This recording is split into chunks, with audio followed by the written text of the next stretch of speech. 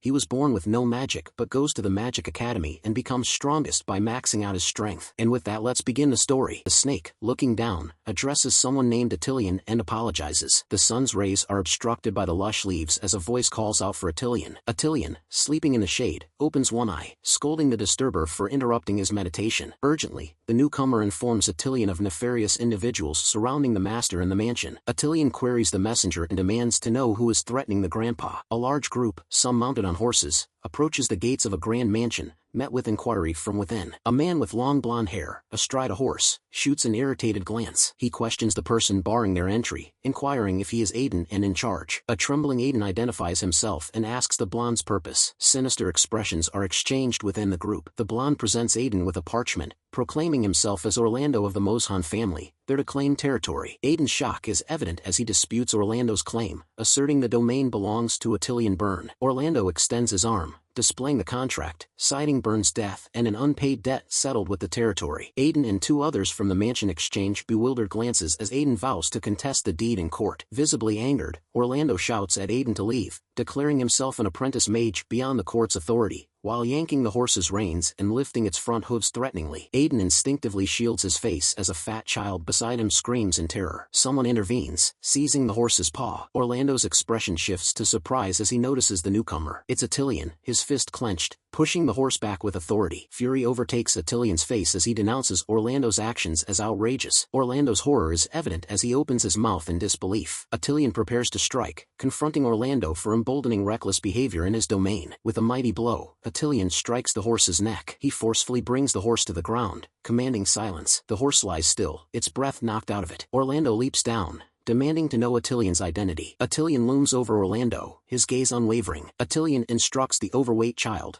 named Faye, to escort Aiden to safety, which Faye complies with, while Aiden warns Attilian to be cautious. Standing firm, Attilian faces Orlando and his cohorts, as Orlando points accusingly, recognizing Attilian as the son of Mage Byrne. Laughing mockingly, Orlando taunts Attilian, deriding him as lacking in magical prowess. He brandishes a wand, labeling Attilian a brute for attacking an apprentice mage, vowing to teach him a lesson. Attilian maintains his steady gaze, responding with a simple good. Aiden and Faye watch in terror as Attilian expresses curiosity about magic. Orlando, seething with anger, accuses Attilian of arrogance. With a flick of his wand, Orlando murmurs an incantation, causing its tip to illuminate. Attilian's eyes widen in astonishment as he continues to gaze intently. Orlando chants the spell resounding flash, wielding his wand as a bolt of lightning bursts forth. The lightning strikes Attilian, propelling him backward with tremendous force. Aiden and Faye cry out in concern, their voices overlapping as they call for Attilian. Attilian crashes to the ground, the impact reverberating. Still holding his raised wand, Orlando emits a sinister laugh. Concern etches the faces of two other mansion servants. Grinning, Orlando remarks that such is the consequence of defying a mage. Faye's scream echoes, pleading for Attilian. Attilian, sprawled on his back, murmurs that he now understands. Orlando is taken aback by Attilian's words. Attilian gazes at his charred chest, noting the intense pain, estimating he's operating at 60% to 70% of his full strength. Faye, the chubby child, beams with relief at Attilian's apparent recovery. Attilian, now standing, notes Orlando's surprising magical strength despite his appearance, warning him to leave due to his own vulnerability. Orlando bellows in fury at Attilian's perceived blasphemy against magic, flecks of saliva flying from his mouth. Once more, Orlando raises his wand, vowing Attilian's demise. But before Orlando can cast another spell, Attilian swiftly closes the distance and delivers a punch. Startled, a hooded figure nearby shares in the shock. Attilian's punch connects with Orlando's face. The impact sends Orlando sprawling to the ground. The hooded figure raises a hand, casting a spell to halt Attilian's attack. Attilian whirls around, taken aback by the sudden intervention. The magical assault strikes Attilian's abdomen, forcing him backward, blood spewing from his mouth. He slams into the wall with a sickening thud. Attilian coughs up more blood, the impact taking its toll. Aiden and Faye, once again gripped by panic, witness the scene unfold. The hooded figure kneels beside Orlando, employing magic to heal his wounds. One of their companions urges another to fetch the medical kit urgently. Orlando's face mirrors terror, his mouth agape, words failing him. Despite his condition,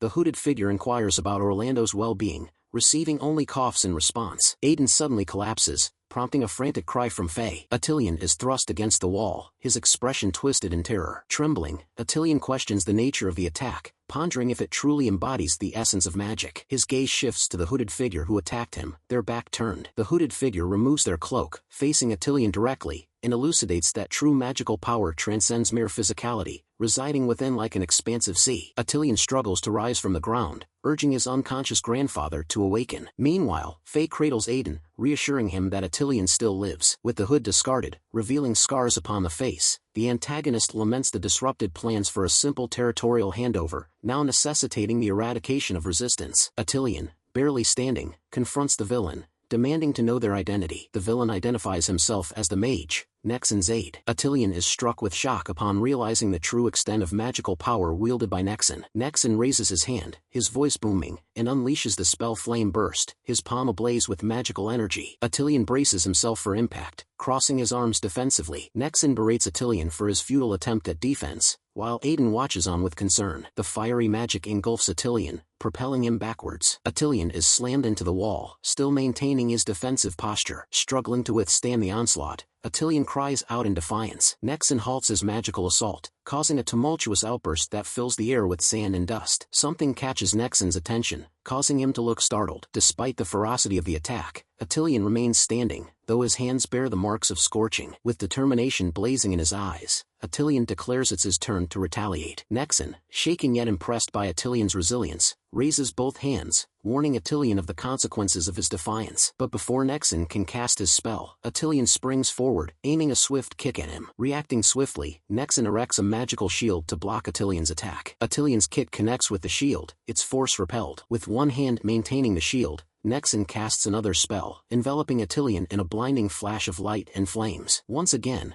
Atilian is hurled backward, crashing into the wall. Nexon stands motionless, his gaze fixed ahead. He notices a cut on his cheek, a single drop of blood trailing down. Meanwhile, Atilian grabs a boulder, pulls himself up, and tells Nexon his move is futile, silently acknowledging his injuries and the challenge of defending against the mage's assaults. Seeing Atilian stand up again, Nexon is shocked as he wonders how can human muscle achieve this level. He then ponders if the rumor he heard might be true. Watching from the side, Aiden worriedly tells Atilian to not fight further and suggests they surrender the territory. Atilian reassures Aiden not to worry, claiming he's found a way to defeat their enemies. A broken chain lies on the ground nearby. Orlando, still supine, lifts his head slightly, urging Nexon not to show mercy. Nexon assures Orlando, vowing to make the Moshan family pay, preparing to unleash more spells. He contemplates the rumor and concludes that it's best not to leave Atilian alive. Without hesitation, Atilian charges at Nexon, determined to strike first and prevent him from casting spells. He launches a barrage of punches at Nexon. Nexon, taken aback, mutters incomprehensible at Atilian's relentless assault. Reacting swiftly, Nexon conjures a shield as Atilian closes in with his fists. Atilian's punches rain down on the shield with full force. Nexon shouts from behind the shield, taunting Atilian that brute force cannot penetrate his magical barrier. Faye and Aiden cry out Atilian's name, looking worried. Joined by two other mansion members, they encourage Atilian to keep fighting. Tears welling in his eyes, Faye implores Atilian to defeat the mage, while Aiden watches with concern. Meanwhile, Nexon, visibly angered, declares he's been too lenient and vows to end the farce, conjuring another spell. A golden, circular disc materializes above Nexon's hand, recognized by Orlando as the secret magic. Orlando lifts his upper body, commanding Nexon to eliminate Atilian and his allies. Suddenly, a thick, long chain appears seemingly out of nowhere. The chain loops around Orlando's neck, catching him by surprise. Atilian holds the other end of the chain in his hand. With a determined pull, Atilian yanks the chain, dragging Orlando along, as Nexon shouts in alarm. Nexon catches Orlando with both hands, causing the shield to vanish. Seizing the opportunity, Atilian advances toward Nexon. Nexon is left dumbfounded by Atilian's sudden and unexpected attack. Nexon, caught off guard, fails to react in time, and Atilian's punch lands squarely in his stomach. Gasping for breath, Nexon coughs up blood in the aftermath of the blow, still seething with anger. Meanwhile, Atilian continues to tighten the chains around Nexon's throat, refusing to relent. Despite his dire situation, Nexon, struggling to breathe, prepares to unleash his ultimate technique. Atilian, with a menacing gaze, questions Nexon about the consequences of his violent actions and whether he's considered the repercussions of harming innocent lives. Observing Atilian's actions, Orlando can only conclude that Atilian has descended into madness. Atilian intensifies the pressure on the chains, commanding Nexon to meet his demise. Suddenly, Nexon raises a hand and casts a soul-locking wheel on Atilian, encasing his neck in a glowing magical disc. Caught off guard, Atilian exclaims in surprise at the sudden appearance of the disc. Meanwhile, Nexon emits a hollow, sinister laugh. Atilian's fury escalates, his face and eyes burning red with rage. With a thunderous roar, he hoists Nexon off the ground, pulling the chains around his neck even tighter. Onlookers are stunned and bewildered by the spectacle unfolding before them. The magical disc around Attilian vanishes, releasing the chains. Attilian watches as Nexon's lifeless body, still entwined with the chains, falls to the ground. Attilian emerges as the executioner of mages. Orlando looks up in absolute shock, mouth agape, horror etched on his face. The followers of Orlando drop their swords and surrender, pleading for mercy. Seeing his followers surrender, Orlando becomes enraged, shouting at them, branding them traitors. He berates them for not comprehending the gravity of the situation by merely surrendering. Orlando declares it's all over, threatening death for everyone. He reminds them of the severe punishment by the Magical Alliance for disrespecting mages. The thugs tremble in terror at his words. Even Attilian's people appear shocked, one asking Attilian what they should do. Suddenly, a guard from the tower above points out something approaching. In the distance, a figure draws closer to the mansion. Attilian and the others fix their gaze on the newcomer. It's someone riding a horse, galloping toward the mansion. Faye and Aiden also watch the approaching figure intently. The horse halts as it nears them all. A lady with blonde hair is seated atop the horse. She surveys the surroundings, spotting Nexon's lifeless body and the dead horse. Orlando, still prone on the ground, gazes up at the lady. The lady remarks that she might be a little late. Orlando stares at her, recognizing the emblem she wears as that of the Rhine Academy. He pleads with the lady, asking if she's also an apprentice mage and begging for her help. Orlando's thugs are astounded at hearing this. The lady dismounts from the horse, landing gracefully on the ground. Orlando crawls toward the lady, identifying himself as an apprentice mage of the Mosin clan, accusing Attilian and the villagers of grave crimes. He promises the lady generous rewards if she saves him. Instead of listening to Orlando, the lady reaches out to Attilian, showing concern for his injuries. Orlando is thunderstruck, mouth agape, seeing Isabella close to Attilian. Isabella touches Attilian's cheek, expressing pity for his injuries caused by the enemies. She remarks on the seriousness of killing a mage, gesturing towards the dead Nexon. Isabella suggests killing the other thugs to silence them, but they plead for mercy, surrendering. Attilian intervenes, stating they won't have to kill anyone else as the situation hasn't reached that point of no return. He explains the consequences of further violence, refusing to endanger the territory's people or involve Isabella and her family. Impressed, Isabella acknowledges Attilian's thoughtful approach. The villagers look puzzled by the exchange. Attilian proposes resolving the conflict through the upcoming kingdom's triennial mage apprentice grand examination. Faye, Aiden, and the thugs react with surprise to the idea. Attilian declares his intention to become a mage and settle the conflict through a mage duel. Faye suggests that a duel between mages could alter the conflict's nature. Aiden, looking uncertain, reminds Attilian of his inability to practice magic due to his constitution. Orlando is incredulous at Attilian's idea of becoming a mage, having always believed Attilian lacked magical aptitude. However, Attilian, displaying determination, asserts that his lifelong desire to become a mage has driven him to train extensively. Isabella, Faye, and Aiden react with awe, impressed by Attilian's unwavering determination. Isabella smiles, expressing her belief in Attilian's abilities and his capacity to achieve his goals. Faye loudly declares his faith in Attilian as well. Encouraged by the villagers' supportive words, Attilian is urged to pursue his aspirations. Meanwhile, the thugs were expressions of dismay. Orlando dismisses Attilian and the others as mad, considering their lack of magical abilities. Attilian glares at the thugs, ordering them to take Orlando and leave, and to inform the Mosin clan that he can defeat a mage with his fists. Grateful, the thugs agree to depart, carrying Orlando away on one's back. Attilian remains resolute in his decision to become a mage. He reflects on his childhood, recalling an incident where he was mocked and attacked by other children who labeled him the child of a snake demon. Furious, young Attilian defended his mother's honor by striking back at his tormentors. Fueled by a deep sense of indignation, he lunges for the mouth of the offending child, threatening to smash it. The other children recoil in terror, fearing the demon's child will cause harm. Attilian lands another punch, vehemently rejecting the label and demanding they stop. From childhood, Attilian has endured being called the child of a snake demon because his parents vanished soon after his birth. Riding on his grandfather's back, Attilian questions if he truly is a demon's child. Aiden reassures Attilian,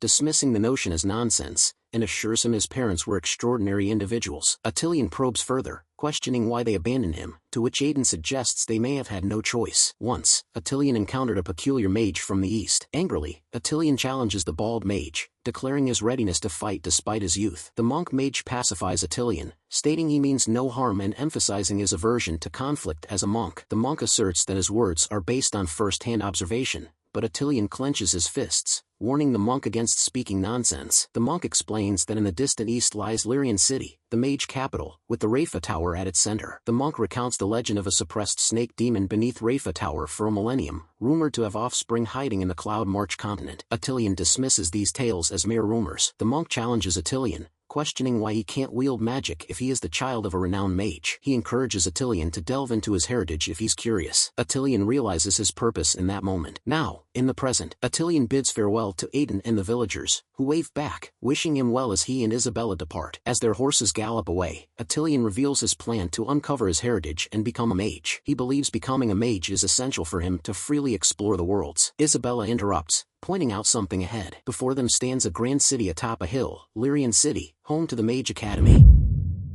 In this world, magic reigns supreme, and all authority, nobility, and armies depend on mages for strength and support. Mages are trained and inherited through the 4 major magic academies, with Isabella and Attilian now at the Lyrian Hyde Magic Academy. The Mage Apprentice exam occurs once every 3 years, aligning perfectly with Attilian's timing this year. Most aspiring apprentice candidates have already mastered a few basic magics, with many displaying outstanding talent. Some candidates even come from dark and secretive backgrounds, seeking to cleanse their identities through magehood. Despite the abundance of candidates, the passing rate for mage apprentices is notoriously low. Stringent standards and a 4-round examination process contribute to the low pass rate. The first round consists of a written exam on magical knowledge. Attilian currently sits in the exam hall, garnering stares for his remarkable physique. Suddenly, Attilian looks up, catching the invigilator's attention. Standing up, Attilian approaches the invigilator, surprising him. Attilian hands in his exam papers, prompting the invigilator to instruct him to place them on the desk. The invigilator directs Attilian to proceed to the waiting area for the results. As Attilian exits the exam hall, the invigilator wonders how he finished the exam so quickly. After some time, the resounding chime of a bell fills the air. Inside the hall, candidates panic upon hearing the bell, realizing the results of the written exam are imminent, and rush to the announcement hall. Their attention is drawn to the announcement wall, which begins to reveal the results, accompanied by the triumphant toll of the wisdom bell, signifying a new record-breaking achievement. The result is finally out,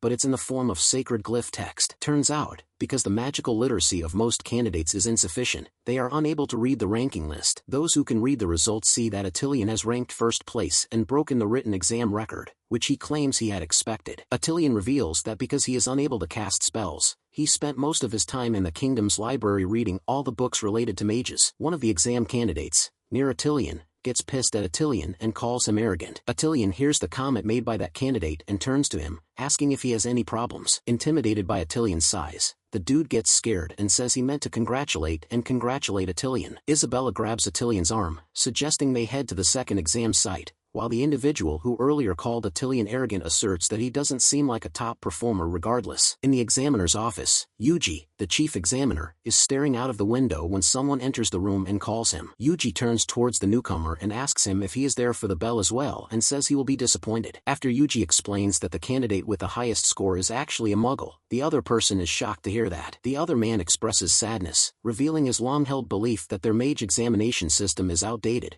but Yuji reassures him, stating that the second test will eliminate all unworthy candidates. The second test involves the examinee standing in the center of the platform of trials, and the test will begin as the platform will generate a formidable magical pressure. The examinee needs to fully utilize their magical power to resist the external pressure. As the pressure increases, the magical rings on the trial platform will light up one by one, forming a closed loop when all are lit up, indicating the examinee's success. Attilian and Isabella walk towards the platform of trials as Isabella asks Attilian if he has figured out a strategy for the second test. However, Attilian says he hasn't thought of anything and is ready to face whatever lies ahead. At the second test site, an old man in glasses is sitting on a chair, a desk in front of him. He orders Attilian to halt. Attilian takes out his admission ticket and hands it over to the old man, but the old man says that won't work and tells Attilian to leave. Looking shocked, Attilian asks why. The old man replies to Attilian that he doesn't have any magical power and says he has enough experience to know the condition of examinees at a glance. However, Attilian explains that according to the examination regulations, Article 24, the eligibility for the second test is determined by first test results. The old man tells Attilian to not bother with useless things and says it's not worth for Attilian to gamble based on pure luck and chance. He then explains that each year, there are examinees who die on the platform for being mortal and says the trial is extremely serious and even those with magical aptitudes sometimes get injured or die. Once again, Attilian explains the Article 52 of the examination regulations which states examiners have to protect examinees, reminding the old man he possesses a duty and not power. Hearing this, the old man gets angry and shouts at Attilian, calling him a fool and asks if he wants to die. Yet again, Attilian explains that according to national law, Article 1731, anyone obstructing mages and mage apprentice exams will bear criminal responsibility. Looking frustrated, the old man stands up and slams his hand on the desk. Isabella watches the incident, looking grim. The old man bellows out at Italian, calling him a brat and telling him to think it over, as he might not be able to submit an interruption request while on the test and end up dying. Regardless of the warning, Italian is fully determined to take the test as he thanks the old man and walks towards the trial platform.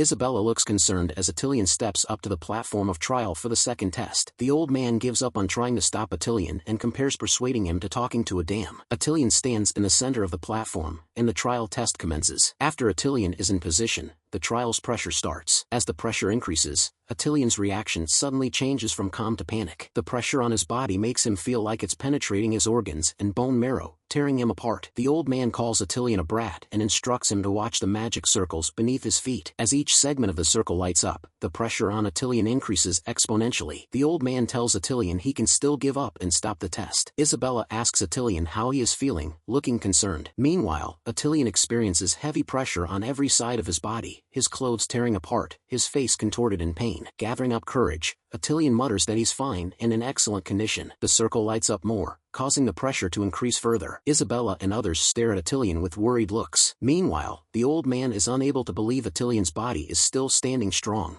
resisting the pressure. The magic circles are already over half complete, yet Attilian withstands the pressure with his physical body, an unprecedented feat. However, despite Attilian's resilience, he experiences excruciating pain. The old man sees Attilian struggle and asks him if he is sure he can hold on. In despair, with pain evident on his face, Attilian blurts out that he is in excellent condition. The circle is almost complete. Isabella motivates Attilian from the side, urging him to keep going. The old man is bewildered at seeing Attilian's physical endurance, resisting such magical pressure. Attilian opens his mouth wide and gives a short, loud laugh. Finally, the circle is complete, and Attilian has passed the test. From the side, Isabella sheds tears of happiness, while the individual behind her still struggles to believe what just happened. The old man is most shocked at seeing Attilian pass, realizing there is a human like Attilian who can resist such magical pressure with muscles alone. Attilian clenches his teeth, looking at the old man, and asks him what he is still waiting for, demanding promotion to the final test. Hearing that Attilian still wants to take the final test so quickly, the old man is perplexed. The final test, also called the infinite stage test, involves the trial platform continuously increasing the magical pressure until it surpasses the previous record or reaches the limit. Isabella, still crying and worried, tells Attilian not to continue as he has already passed the test. However, Attilian, already determined, tells Isabella to stop talking nonsense and instructs the old man to start the last test. The old man, his eyes closed with concern, complies with Attilian's request. The last test begins as Attilian feels the pressure returning to his body. The pressure steadily increases, causing extreme pain and distress for Attilian. The pressure becomes so intense that the floor beneath Attilian's feet cracks. Finally, Attilian lets out a loud yell from the pain. Unable to see Attilian's condition, Isabella closes her eyes, still crying. The old man is also shaken from witnessing this. Outside, the bell once again booms through the grounds. The chief examiner, Yuji, is startled at hearing the bell again. The other examinees, all taken aback by the bell of praise, wonder who broke the exam record again. All of them rush towards the trial hall, recognizing that the bell sound is coming from there. Meanwhile, Attilian has finished his final exam, and Isabella stares at him concerned, remarking that his injuries are severe and questioning why he went to such lengths. Attilian apologizes to Isabella for making her worry and expresses understanding of his own conditions. He explains that as a muggle, seeking recognition from mages is nearly impossible, so his records must reach extremes to gain the Academy's acknowledgement. Attilian reveals that his goal hasn't only been to pass the apprentice test but also to challenge all the rules and order in the mage world. Realizing Attilian's goals, Isabella gives a surprised look. The other examinees, learning that Attilian has broken the record again, are shocked to see someone break the records of 2 consecutive exams. Meanwhile, inside the building, the chief examiner, Yuji, confronts the old man who administered Attilian's final exam, expressing frustration and asking him why he let Attilian pass. The old man, named Needlin, apologizes to Yuji, stating he couldn't stop Attilian,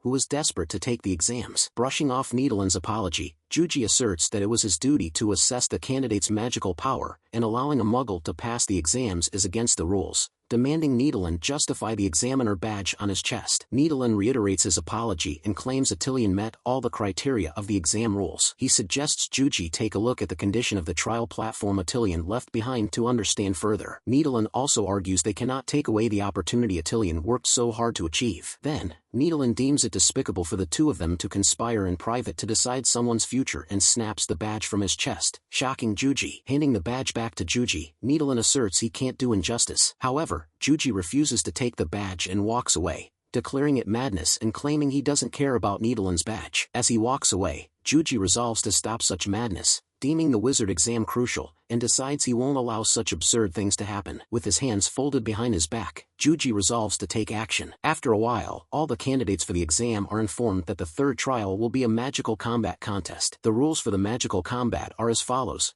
Candidates will draw lots to determine their opponent, and both sides must use magic wands for the duel, and the winner of the duel will be the winner. Candidates are required to bring their own wands, and the winners will continue to compete until the final 40 are selected to pass the exam. The announcer informs that the contest will start the next day, leaving all the candidates surprised and shocked to learn the final task will be a magic duel. Candidates begin discussing the duel, with some expressing concerns about fairness, as wealthy individuals may have access to expensive and powerful instruments. Attilian, among the crowd, feeling targeted, prompts Isabella to ask what they should do, and he suggests they need to buy magical instruments. Lyrian City, originally emerged because of magic itself, now hosts over a dozen magical instrument shops. Attilian is currently inside a wand shop, holding a wand and attempting to produce a spell, while the shop owner yells at him to stop trying to break it. Finally, Attilian gives up and leaves the shop after being shouted at by the owner, discouraging him, but Isabella encourages him not to be disheartened and suggests checking more magical shops, though Attilian insists there's no need. Attilian realizes he is truly unable to activate any magical instruments and is worried for the next day's duel. While Isabella and Attilian are walking along an alley, they are stopped by some people from behind. Isabella and Attilian look back to find three individuals who inform them they have entered the wrong place. Isabella recognizes the three as the Broken Sky Gang and explains to Attilian that they have accidentally entered their territory. Isabella elaborates that the Broken Sky Gang is a group of fallen knights and abandoned apprentices formed into a criminal organization. One of the members from the gang observes that Isabella seems to be a mage apprentice. Meanwhile, Attilian remarks that the three gang members are just a bunch of small fries, while Isabella expresses confidence that the two of them can handle just the three of the gang. Suddenly, out of nowhere, two more gang members appear from behind them and launch an attack at Isabella and Attilian. Attilian swiftly responds, catching the arrow fired by one of the attackers with his bare hand. At the same moment, the other three members also go for an attack at Isabella and Attilian. Attilian uses his fist to punch the attackers. He then flings back the arrow he caught, which pierces the head of its owner. One of them uses a magic spell to fire a flame of fire at Attilian. Attilian diverts the flame with his hand, sending it the other way into the wall. One of them, dressed in bandages, comes from behind, aiming for Isabella. However, Attilian grabs the head of the attacker with one hand. He throws him with force, sending him flying back as he smashes onto another member of the gang. Suddenly, a large hammer strikes Attilian's head,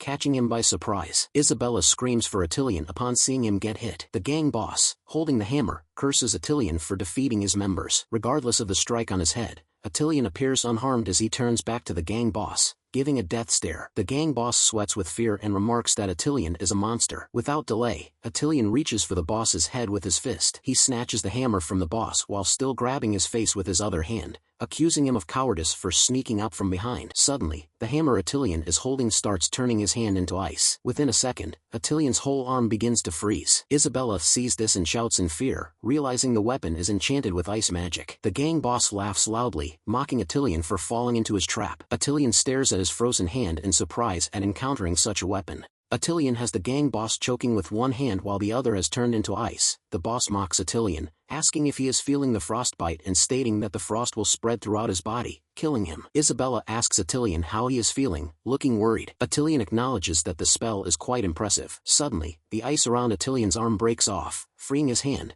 leaving the gang boss shocked. Isabella asks Attilian if the frost magic did not harm him, as Attilian stares at the hammer. With a smile, Attilian says he might have found a way to participate in the third test. The next day, all the candidates are gathered, and the announcement indicates the third trial of the Mage Apprentice examination is about to begin. The third test, the magic combat, will be held in a large open area. The candidates are ordered to enter in an orderly manner as the time for the tournament arrives. Attilian walks into the arena, cheered on by Isabella, expressing his determination. The other candidates behind Attilian wonder if he is a knight who came to the wrong place, some noticing the large object he is carrying on his back. One candidate remarks that the magic arena is not a place for comparing sizes. Recognizing the candidate's comments, others identify him as the genius youth named Daifuk, an elementary school student with extraordinary strength. From above, the chief examiner and another man survey the candidates. The other man reads from a paper, stating that they are being too cautious by modifying the rule clause requiring contestants to use magic tools to attack and defeat opponents. However, the chief examiner insists that for the honor of the academy, being overly cautious is not excessive, suggesting that ending Attilian on the arena floor would be the safest approach. The other man assures the chief not to worry and mentions he has made arrangements that will surely end Attilian in the third trial. Outside, the announcer asks the students to line up according to their draw numbers. The candidates gather around and notice the groupings for the duels,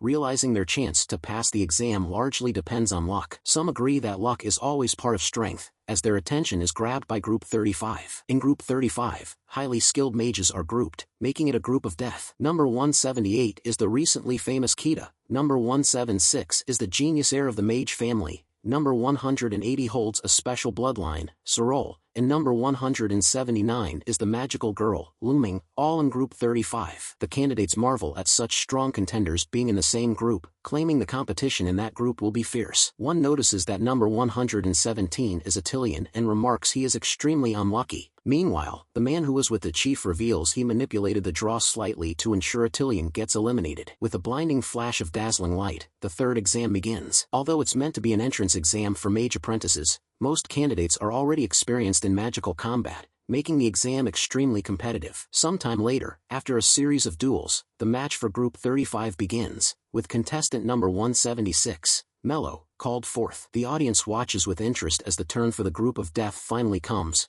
pointing and whispering when Mello walks into the pit. Mello, a talented heir of a mage family, is one of the most promising candidates for this year's apprentice exam, having mastered 3 attacking spells by the age of 14. The announcer declares contestant number 177, Attilian Kukun, as Mello's opponent. The other candidates recognize Attilian as the one who triggered the wisdom bell twice on the first day of the exam. Attilian walks inside the pit, still carrying a large object on his back, prompting suspicion from the audience that he doesn't look like a mage at all due to his large appearance. Mello and Attilian stand a few feet from each other, staring as Attilian removes the huge object from his back and lets it rest on the ground. However, the audience claims that the strength of the contestants is inversely proportional to their physique. Mello withdraws his wand from inside his robes, the wand named Jade Heart. Jade Heart is said to be a famous artifact from the Abyss of Extremes. The audience wonders what magic tool Attilian will bring out, while some claim they can't feel any magic fluctuations from him. The announcer tells Attilian to prepare to start the match. Attilian then removes the covering from the huge object he is carrying, revealing a massive club, apologizing that his magic wand is a bit oversized. Mello sweats at the sight of such a big weapon,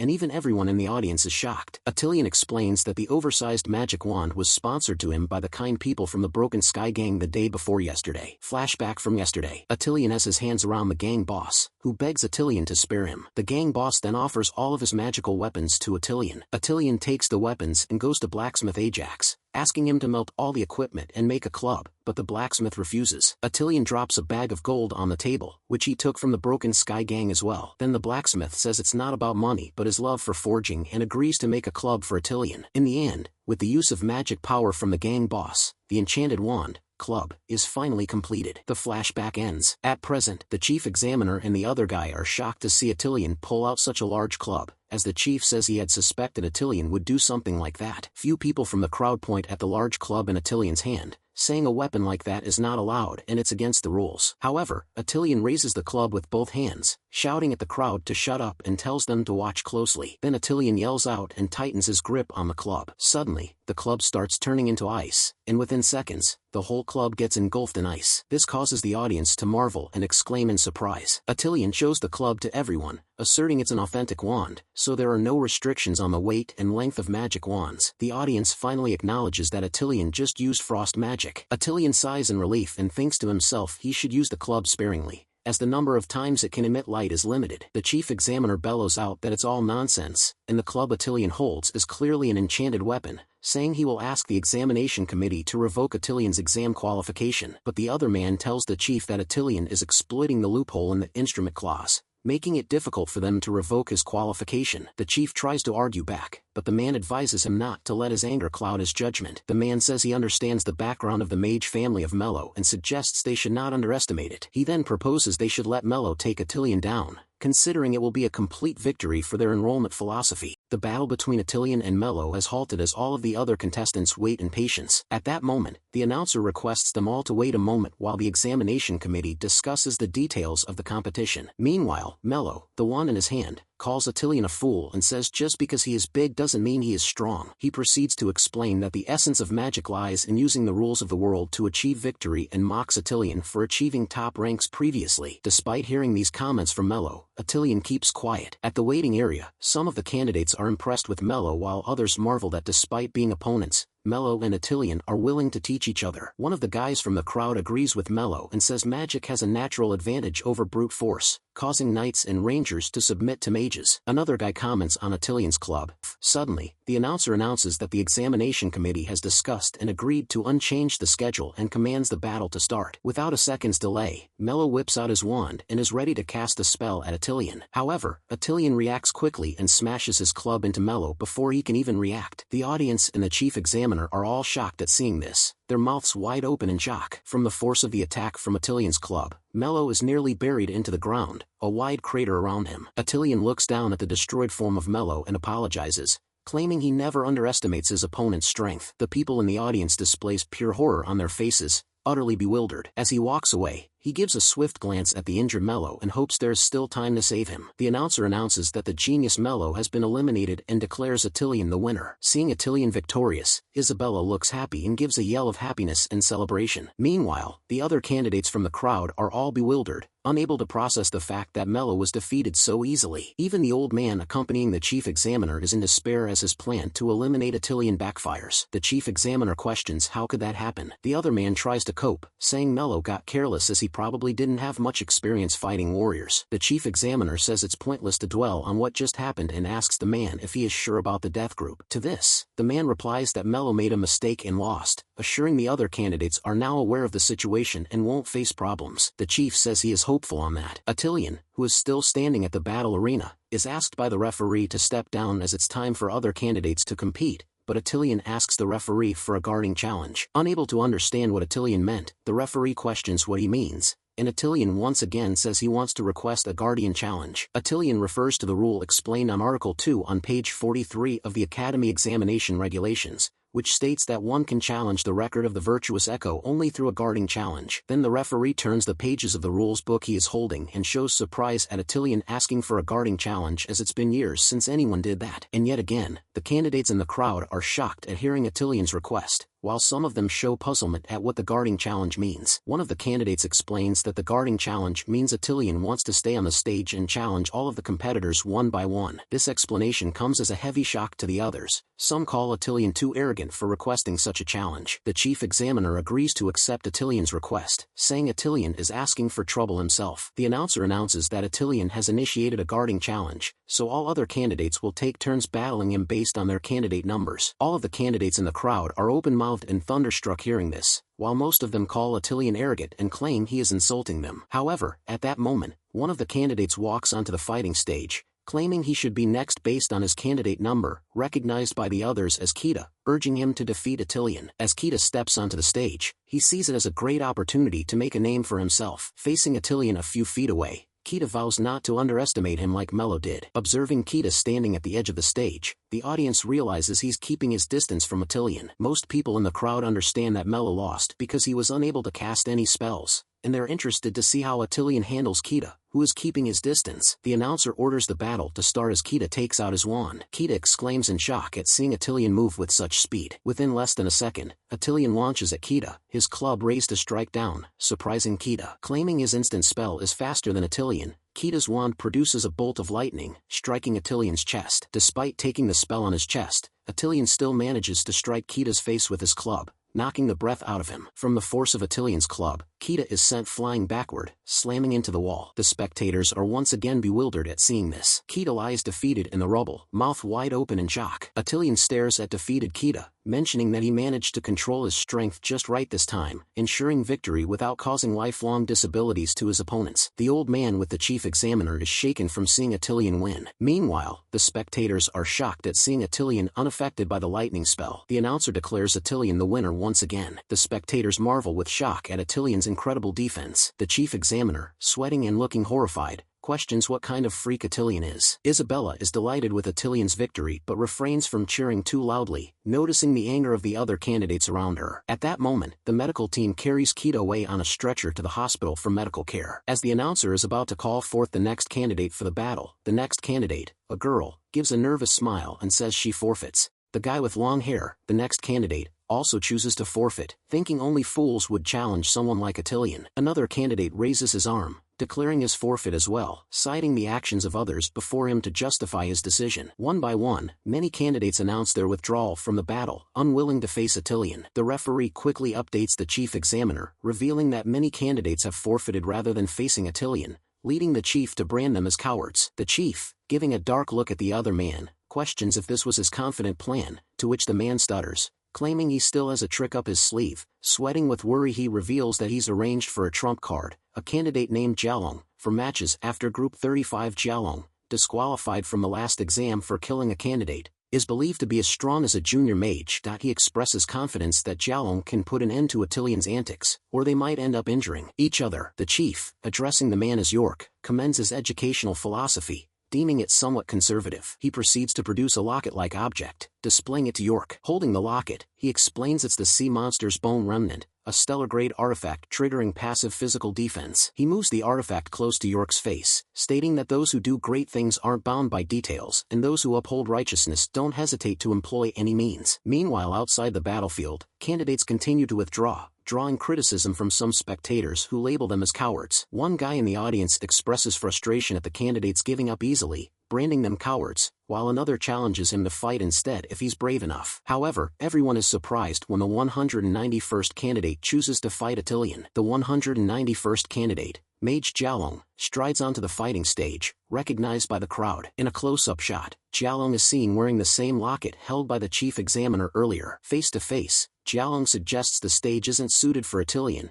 advising him to pursue a different path like being a warrior or a blacksmith, and asks for his surrender. Atilian remains unresponsive to Jialong's remarks about him. Once again, Jialong urges Atilian to surrender, warning him of the danger his life will face once the match begins, and he draws his wand. Among the crowd, Isabella overhears discussions about Jialong's past as a candidate killer, filling her with worry. Following the announcer's command, the battle commences. Atilian wastes no time, launching himself at Jialong with blinding speed, his club raised high above his head. Jialong's eyes widen in surprise as he acknowledges Atilian's incredible speed. Suddenly, a shield materializes around Jialong, causing Atilian's club to smash into it instead of reaching Jialong. Atilian's eyes widen with surprise, mirroring the shock of the observers. Jialong gives off an evil grin, protected by the shield surrounding him. Atilian recognizes Jialong's use of barrier magic. The audience is bewildered. One person mentions that only star-ranked mages can master such magic. Still grinning, Jialong raises his wand and unleashes the Inferno Burst spell, causing fire to erupt. Flames explode around Atilian's upper body. This scene elicits gasps of terror from the audience, prompting a worried shout from Isabella. Jialong apologizes to Atilian, claiming he has no intention to kill him. Atilian clenches his teeth, questioning Jialong's sincerity. Suddenly, Atilian grabs one of Jialong's arms and raises his club for another strike. He brings the club down with full force, but once again, the shield blocks it. The shield forces Atilian's hand free from grabbing Jialong's AR. Unbeknownst to Atilian,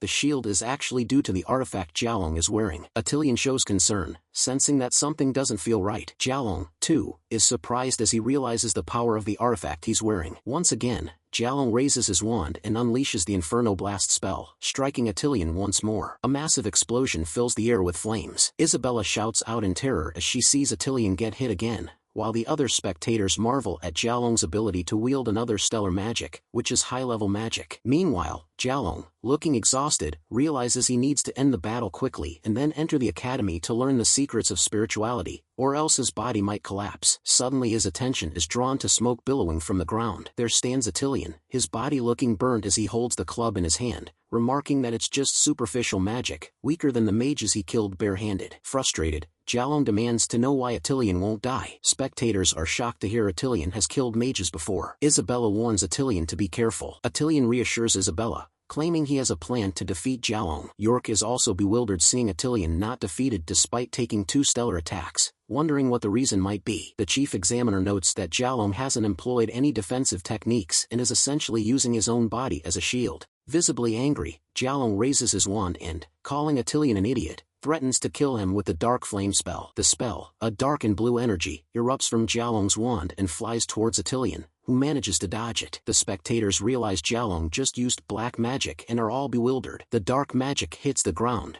creating a small outburst, sending rubble and dust into the sky. Suddenly, Attilian appears right behind Jialong, remarking that anger makes him full of flaws, startling Jialong. Jialong's face shows pure horror as Attilian wraps his hands around Jialong's face and accuses him of using an artifact. Attilian reveals that earlier when he grabbed Jialong's arm, he found out the truth. Tightening his grip on Jialong's face, Attilian explains that he was able to grab his hand earlier because with just a slow exertion, his shield can't be triggered. The spectators are all astounded seeing that even black magic was unable to stop Attilian. The chief examiner, observing all this, acknowledges Attilian's keen observational skills for finding the truth about the triggering mechanism of the sea demon bone remnant worn around Jialong's neck. Meanwhile, Attilian tightens his hand around Jialong's mouth. After a moment, Attilian decides that the force is enough, letting go of Jialong, who falls to the ground, and instructs the referee to get Jialong medical help. With that, Attilian puts the club on his shoulder and walks away as the referee agrees to Attilian's request, immediately wondering why he is following Attilian's orders. Once again,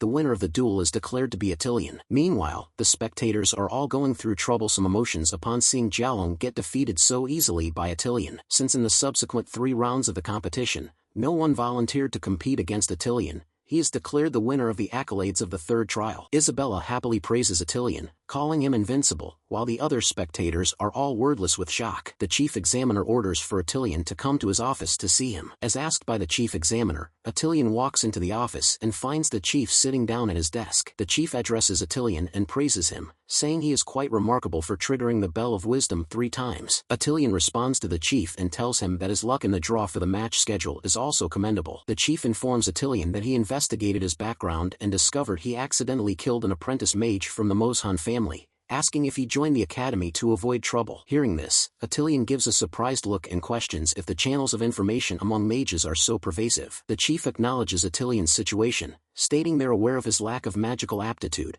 and offers to use his influence to settle the dispute over the mage's death, but with a condition. Attilian asks the chief to go on with his condition. The chief asks Attilian to withdraw from the exam, saying though he is the successor to Mage Burn, his combat will and talent are outstanding. He says that Attilian's path as a mage is not suitable and offers to write a recommendation letter for Attilian to become a royal knight. Attilian gives a small smile and tells the chief he seems like a considerate examiner as he inquires if the knights have the authority to use continental teleportation portals to travel to the mage capital. Hearing such a question, the chief looks puzzled. However, he joins the fingers of his hands and rests his shoulders on the table, saying according to the rules, only mages are qualified to use the continent-level teleportation portals. Then Attilian tells the chief that his recommendation for knighthood will be unnecessary as his requirement can only be fulfilled by being a mage. The chief finally loses it and bellows at Attilian to stop joking around, saying a muggle like him cannot be a mage. However, Attilian keeps his cool and says he will always try, reminding the chief that candidates are selected for apprentices based on exam scores. The chief slams his hands onto the desk in anger and calls Attilian insolent and stubborn. Attilian turns toward the door, stating he'll leave if the chief has nothing more to say, and before departing,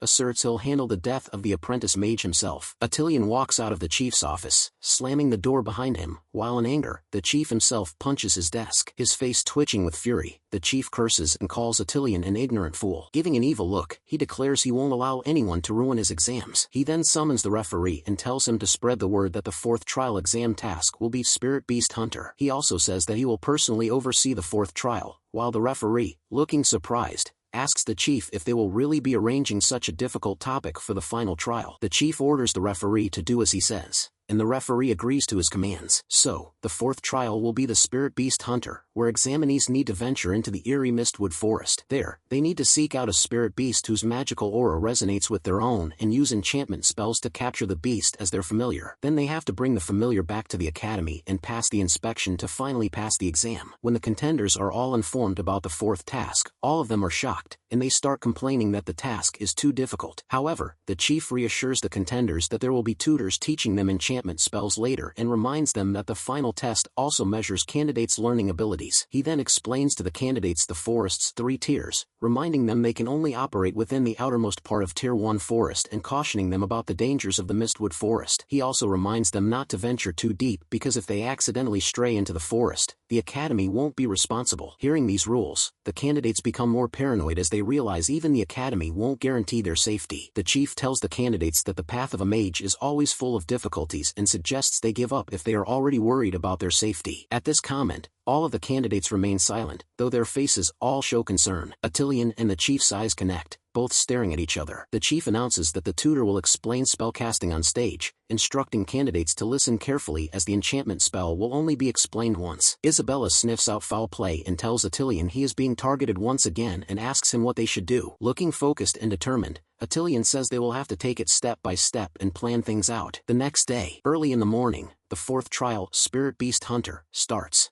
The fourth trial, Spirit Beast Hunter, begins with all contestants entering the forest, instructed to return before sunset. During their journey, one contestant laments the difficulty of this year's exam trials, while another struggles with understanding enchantment magic. Isabella warns Attilian about the extreme danger of the Mistwood and urges him to be cautious. Attilian stands with crossed arms, admitting he's clueless about where to begin and finds the task tricky. Unbeknownst to Attilian, a spy observes him from a tree above. The spy expresses surprise at the sudden opportunity. Another contestant, relieved to have avoided fighting Attilian, expresses astonishment at Mello and Kita's quick defeat. He chuckles at the need for enchantment magic, confident in his mastery since childhood. Confident in his abilities, he hopes to breeze through the trial. A voice calls out to him, addressing him as Daifuk. Daifuk notices Looming, a magical girl, and a tall guy approaching him. Looming invites Dayak to join forces with them. Daifuk declines, citing the trial's focus on finding and capturing spirit pets, and internally notes his superiority due to his higher score and their failure in the previous task. Hearing Daifuk's refusal, Looming questions if he isn't interested in becoming the top contender and suggests teaming up could help him achieve that goal. Daifuk expresses suspicion, asking why Looming is suddenly being kind. The tall guy explains that they need to score high in the fourth trial since they failed the last one, aiming to capture second-tier spirit pets in the forest, thus requiring Daifuk's assistance. Daifuk is surprised and questions their motivation for capturing second-tier spirit pets solely for high scores.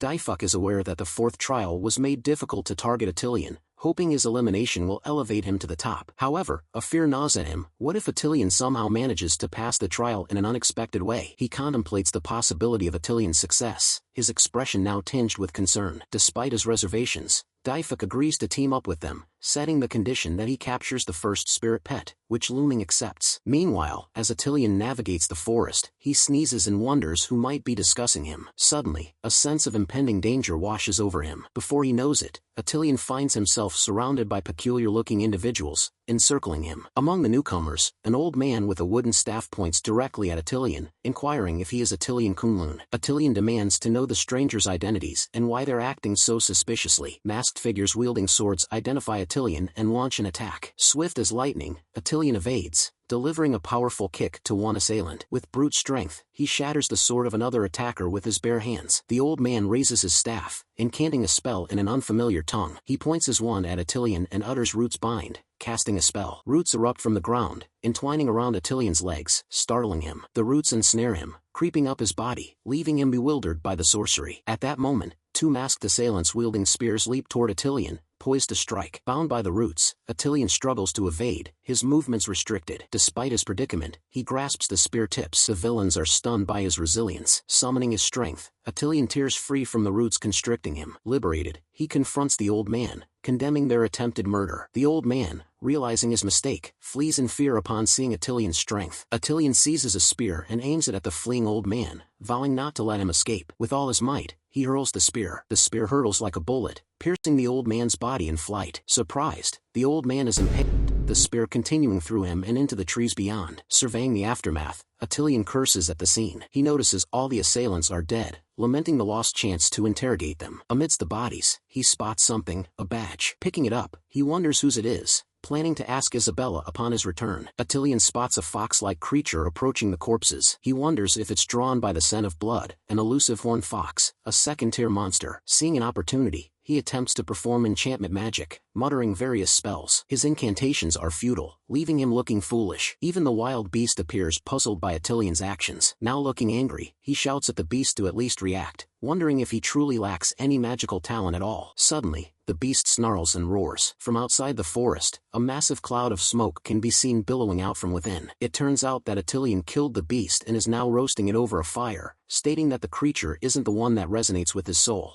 Daifuk raises one of his hands, commanding the descending spirit to stride through the sky and obey his wishes. He shoots a beam of white light at an 8-armed louse, a second-tier beast. Assisted by Luming and the tall guy, Daifuk laughs and shows satisfaction at catching the second-tier beast, while Luming mentions that capturing the beast will make the exam easier. Meanwhile, far away in the same forest, someone sends a wild boar smashing into the ground. The beast lies on its back, its long tongue lolling out from its mouth, indicating it is dead. Attilian stands tall, looking down at the defeated beast, and curses, saying it's hard to find a well-behaved and obedient pet. There are not one, but 2 third-tier beasts defeated by Attilian, and coincidentally, the beasts are brothers. Attilian claims the intelligence of the beasts is too low, and says it's impossible to communicate with them. He recalls his grandfather telling him that some powerful beasts have the ability to bewitch minds, indicating their intelligence to be higher. He says the current situation isn't good, as all the beasts he encounters are dumb, and it's impossible to communicate with them. He then stares at a huge, tall mountain in front of him and decides the only way to find a beast which can communicate with him is to go deeper into the forest. Meanwhile, back at the academy, the man who refereed the previous task walks up to the examiner chief. He then informs the chief that the patrol team has found traces of secret mage organizations in the forest. Hearing this news, the chief shows concern, asking what those rats bastards are doing in the mountains. At that moment, a message-carrying pigeon comes flying down and sits on the referee's shoulder, and the examiner says the 5th patrol team has reported new info. The chief questions what the report is, and the examiner reads from a small piece of paper that in the depth of the second-tier forest, the patrol team found bodies of 5 members of the secret mage group, and one of them included a stellar mage. Upon hearing this, the chief screws his face in anger and shouts, "How dare those fools dare to fight in his examination arena." He then orders to increase the intensity of patrols and swears to uproot those pests who dare disrupt his academy's exam. The incident about the fight in the forest has reached many people's ears, and people are whispering about it as Isabella hopes Attilian will be lucky this time and be fine. The sky is blue, with magnificent white clouds spread amongst it. In the afternoon at 3:45 p.m., someone shouts out to look at something,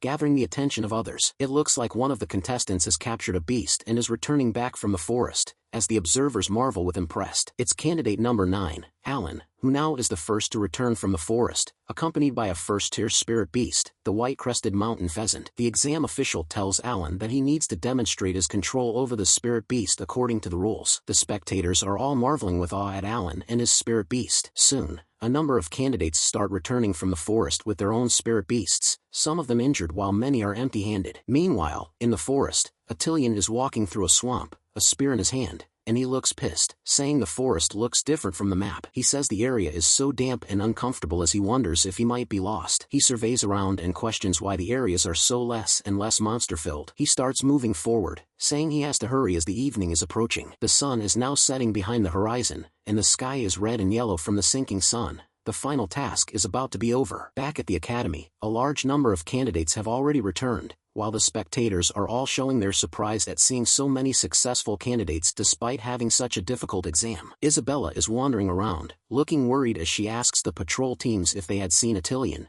but all of them deny seeing Attilian. However, Daifuk from behind her tells Isabella that he and his partners encountered Attilian when they went deeper into the second-tier forest. Isabella turns towards Daifuk and asks him what happened afterwards and asks him if he saw where Attilian went. Daifuk tells Isabella that after that, they saw Attilian heading further into the mountain and believes the chance of him returning is slim. Hearing this, Isabella gives a concerned look and says that can't be. Meanwhile, the chief examiner orders a guy named Bendo to gather everyone and prepare to announce the end of the exam. The sun is about to sink now. It's late in the afternoon. Isabella is anxiously scanning the forest for Attilian's safe return, while behind her, Daifuk wears a smirk, convinced of his impending victory in this year's Tiankue. The announcement is made, addressing all participants, contestants, and spectators. and the end of the fourth trial's hunting time is declared. Suddenly, there is a huge commotion among the people gathered there as the ground begins to shake. An earthquake has occurred. Even the chief examiner is startled. The shaking becomes extreme, and people panic and scream out while some claim it's a ghost-level disaster. All of a sudden, a huge dragon-like monster appears, causing more panic as someone says it's an invasion of ghost-level beasts. The chief examiner and his sidekick York both give terrified expressions at seeing the monster, which is the earth dragon of the Mistwood Forest. The earth dragon, huge and terrifying looking, stands before them, its mouth wide open showing sharp teeth. The people below notice someone riding on the creature's back, and they point towards that stranger. Daifuk recognizes who is on the dragon's back and is thunderstruck. Riding on the earth dragon's back is Attilian, who punches the creature, commanding it to kneel down. The beast gives a yelp of pain as it obeys Attilian's command and kneels. Attilian, sitting on the beast's back, his arms crossed, gives a pleasant look. He surveys around and says he arrived just in time. The chief examiner, his sidekick, and Daifuk are all shocked beyond anything, their mouths wide open and eyes bulging. Attilian gives another punch to the beast and calls it Little Minnow, ordering it to give a show to everyone by singing,